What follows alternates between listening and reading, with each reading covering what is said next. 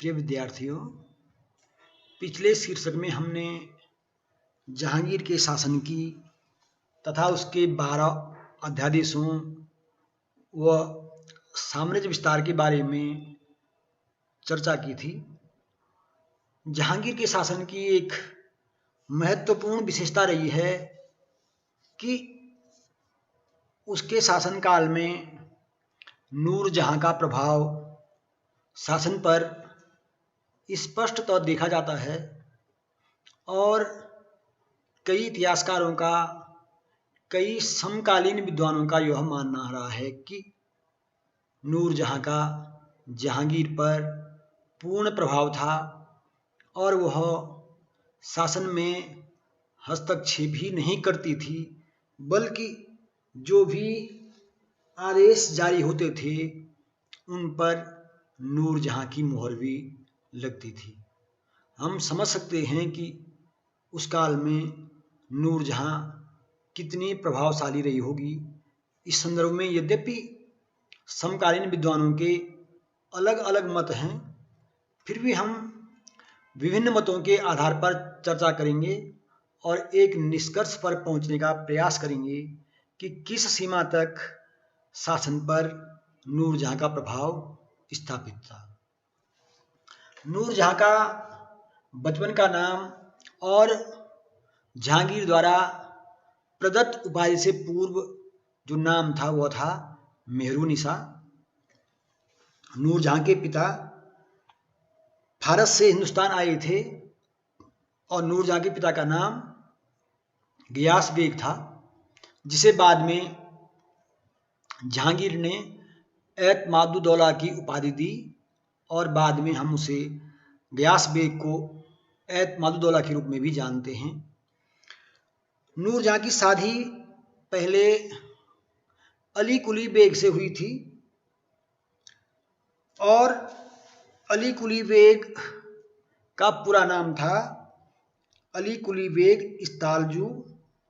जहांगीर के शासनकाल में जहांगीर ने अली कुली बेग को शेर अफगन का खिताब दिया था और बंगाल की जागीर उसे प्रदान की थी।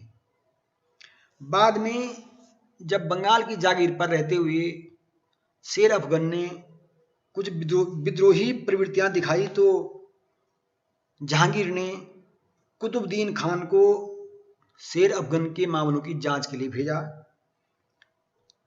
जब कुतुबुद्दीन खान शेर अफगन के मामलों की जांच के लिए वर्धमान पहुंचा तो शेर अफगन ने उसकी हत्या करवा दी। इसका परिणाम यह हुआ कि कुतुबुद्दीन के अनुचरों ने बाद में शेर अफगन की हत्या कर दी और जब शेर अफगन की हत्या कर दी गई तो मेहरुनिसा को शाही दरबार भेजा गया। जहांगीर ने मेहरुनिसा को अपनी माता के संरक्षण में रखा, देखरेख में रखा और ऐसा माना जाता है कि मार्च 1611 में ही पहली बार जहांगीर ने मेहरुनिसा को देखा, जबकि कई इतिहासकार ये मानते हैं कि जहांगीर मेहरुनिसा को पहले से जानता था जब वह अविवाहित थी और शेर अफगन की मंगेतर थी। ऐसा संकेत डिलेट नामक एक प्रसिद्ध विद्वान ने भी दिया है, जो कि मानते हैं कि जहांगीर नूरजहां को अविवाहित तौर से ही जानते थे। परंतु कई इतिहासकार ये मानते हैं कि जहांगीर ने मार्च 1611 में ही मेहरुनिसा को पहली बार देखा था और वह उससे इतना आकर्षित हुआ कि उसने मई 1611 में मेहरुनिसा से शादी कर ली। जब जहांगीर ने मेहरुनिसा से शादी की तो पहले उसने नूर महल और बाद में नूरजहां की उपाधि दी। नूरजहां का जो व्यक्तित्व था बड़ा आकर्षक था। नूरजहां को कविता, संगीत और चित्रकला का शौक था। उसे वस्त्र, श्रृंगार और आभूषणों में भी रुचि थी। वह निर्धनों की सहायता करती थी और साथ ही साथ महत्वाकांक्षी भी थी। फैशन के संदर्भ में भी नूरजहां को बड़ा चाव था और माना जाता है कि इत्र का आविष्कार नूरजहां ने ही किया, जो कि विभिन्न फूलों के रस से वो इत्र बनाती थी। श्रृंगार का उसे शौक था और इस तरह वह नित नए नए डिजाइन में रुचि रखती थी। ये सब नूरजहां के व्यक्तित्व की विशेषताएं हैं। अब जो नूरजहां जब मेहरुनिसा नूरजहां बन गई तो उसे शासन में भी उसका प्रभाव स्थापित होने लगा। इस संदर्भ में मुतमिद खान का कहना है कि जब जहांगीर ने मेहरुनिसा को नूरमहल और बाद में नूरजहां का खिताब दिया तो साथ ही साथ उसके सभी सगे संबंधियों को भी धन दौलत और इज्जत बख्शी गई। किसी महिला को नूरजहां की मोहर के बिना कोई जमीन नहीं दी जा सकती थी। सम्राट ने उसे अन्य सम्राटों की भांति खिताब देने के अतिरिक्त प्रभुसत्ता और शासन का अधिकार भी दिया। नूरजहां कभी कभी अपने महल के बारजे पर आकर बैठती थी और सरदार लोग हाजिर होकर उसके आदेश सुनते थे। नूरजहां के नाम के सिक्के भी ढाले गए और ऐसे सभी फरमानों पर जिन पर सम्राट के हस्ताक्षर आवश्यक होते थे, नूरजहां का नाम भी साथ साथ लिखा जाता था। अतः समझा जा सकता है कि सम्राट की प्रभुसत्ता इस सीमा तक पहुंच गई थी कि सम्राट केवल नाम मात्र का सम्राट रह गया था। ऐसा इतिहासकारों का मानना है।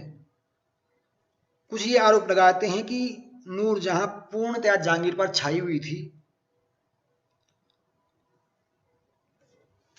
और यद्यपि जहांगीर ने केवल नूरजहां की वफादारी और अनुरक्ति की प्रशंसा की है, परंतु वेनी प्रसाद जैसे कुछ इतिहासकार ये मानते हैं कि नूरजहां का प्रभाव जहांगीर पर पूर्णतः छाया हुआ था, क्योंकि उसके परिवार के सदस्यों को ऊंचे पद दिए गए, यहाँ तक कि नूरजहां ने अपना एक गुट बना लिया था और यह गुट जो है शासन में प्रभावी था। नूरजहां के प्रभाव को दो कालखंडों में हम बांट सकते हैं। पहला कालखंड है 1611 से 1622 ईस्वी तक, और इस काल की एक महत्वपूर्ण विशेषता यह रही कि इस कालखंड में शाहजहां, खुर्रम अर्थात शाहजहां का प्रभाव, या हम ये कह सकते हैं कि खुर्रम अर्थात शाहजहां का साथ नूरजहां को मिलता रहा। हम ये कह सकते हैं कि 1611 से 1622 तक खुर्रम नूरजहां के साथ था। ये पहला कालखंड था नूरजहां के प्रभाव का, और दूसरा कालखंड था 1622 से 1627 तक। इस कालखंड की विशेषता यह रही कि इस कालखंड में नूरजहां के माता पिता की मृत्यु हो गई थी और शाहजहां का भी उससे विरोध हो गया था। तो इन दो कालखंडों के अंतर्गत हम नूरजहां के प्रभाव को समझने का प्रयास कर सकते हैं। 1611 से 1622 तक के काल में जब नूरजहां के समर्थक गुट का प्रभाव था, तो नूरजहां को खुर्रम से आत्मीयता थी, अर्थात खुर्रम और नूरजहां साथ साथ थे। इस गुट का प्रभाव इतना चलता था कि संपूर्ण शाही सेवा में नियुक्त करने का अधिकार या नियुक्ति जो भी हुई, दरबारों में उच्च पदों पर नियुक्ति, सेना में नियुक्ति, सभी इस गुट के समर्थन से हुई।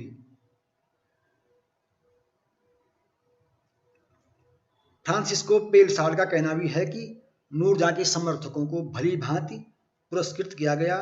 सम्राट के निकट रहने वाले अधिकांश व्यक्ति ऐसे थे जिन्हें नूरजहां की कृपा प्राप्त थी, या नूरजहां की कृपा के कारण ही उन्हें तरक्की मिली थी। और इस काल में नूरजहां का पिता गयास बेग, नूरजहां का भाई आसफ खां, खुर्रम, इनका एक गुट था जो कि निरंतर प्रभाव में था। 1622 में स्थिति बदल गई। स्थिति बदलने का कारण एक यह भी था कि इस काल में नूरजहां के पिता की मृत्यु हो गई थी और अब जो है इस काल में नूरजहां ने अपनी पुत्री जो कि शेर अफगन से पैदा हुई थी, लाडली बेगम, उसकी शादी शहजादा शहरयार से कर दी थी, जो कि शाहजहां का छोटा भाई था।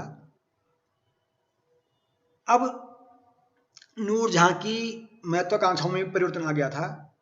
इस काल एक की विशेषता यह थी कि इस काल में जहांगीर के स्वास्थ्य में गिरावट आ गई थी। उसका स्वास्थ्य निरंतर गिरता जा रहा था और एक महत्वपूर्ण विशेषता यह थी कि जो शहजादा खुर्रम था शाहजहां, अब वह नूरजहां की नजरों में खटकने लगा था, क्योंकि खुर्रम का मानना यह था कि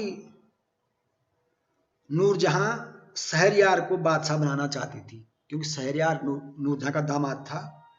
इसलिए नूरजहां चाहती थी कि शाहजहां की स्थान पर या खुर्रम के स्थान पर शहरयार उत्तराधिकारी बने। इस कारण नूरजहां ने जहांगीर की मृत्यु के पश्चात शहरयार को गद्दी पर बैठाने की योजना बनाई। इस समय तक उसकी माता पिता की मृत्यु हो चुकी थी और स्थिति में एक परिवर्तन यह आ गया था कि उसके भाई आसफ खां की पुत्री अर्जुमंद बानो बेगम का विवाह खुर्रम अर्थात शाहजहां से हो चुका था। यही कारण रहा कि इस काल में दो महत्वपूर्ण विद्रोह भी हुए। एक महावत खां ने विद्रोह किया, दूसरा खुर्रम ने स्वयं विद्रोह किया। और यद्यपि महावत खां के विद्रोह को दबाने में नूरजहां सफल रही, परंतु धीरे धीरे जब जहांगीर का स्वास्थ्य खराब होने लगा और अंततः जहांगीर की मृत्यु हो गई, तो धीरे धीरे शासन पर नूरजहां का प्रभाव भी कम हो गया।